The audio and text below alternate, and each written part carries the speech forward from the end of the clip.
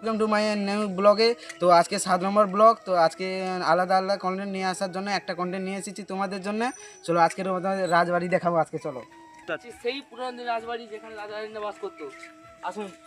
তো এখনো কেউ বেঁচে আছে তার সম্বন্ধে বলার জন্য তো আমরা চলে এসেছি। আসো বন্ধুরা, দেখাচ্ছি আজকে। তো এই আম বাগানটা দেখাও তোমরা। এখানে এই সেই আম গাছ যেখানে রাজা রানীরা আম পেড়ে খেত। তো আসো বন্ধুরা, দেখাচ্ছি তোমাদের। এই সেই চাষ বাড়ি যেখানে চাষবাস করে রাজা রানীরা খেত। আগে রাজা রানীদের এই তো পুজোর মূর্তি, সেই সেই মূর্তিগুলো। মূর্তি এখনো রয়েছে। তো সামনে পুজো আসছে বাসন্তী, তো তাই আগে থেকে মূর্তিগুলো তৈরি করা হয়েছে। তো রং টং অনেক কিছু কাজ আছে।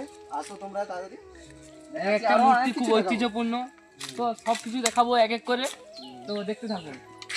তো আর একটা জানা দেখাচ্ছি বন্ধুরা, দেখেন সামনে একটা মন্দির, কিন্তু এখন ভেঙে গিয়ে মন্দিরটা পাকা হয়েছে, কিন্তু আরো অনেক জিনিস আছে, পুরনো জিনিস। তো তো আসো। আরেকজনকে সেই তো আমরা আমাদের এই পুরনো উত্তরাধিকারী এখন থেকে আছে, তো এরা কি বলবে জানি না।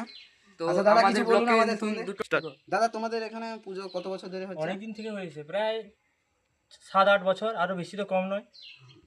হ্যাঁ, তো এতদিন বছর যে বললেন যে পুজোটা কেমন হয় একটু তার এখানে সম্বন্ধে পুজো বলুন। ষষ্ঠী পঞ্চমী থেকে আরম্ভ করে দশমী পর্যন্ত এই 5 দিন ধরে পুজো হয়। হ্যাঁ। ষষ্ঠীতে এখানে ঘট উঠে, সপ্তমীতে তারপরে আবার একটা ঘট উঠতে যাওয়া হয়, তারপর অষ্টমী দিনে বড় পুজো হয়, রাত্রে সন্ধি পুজো হয়।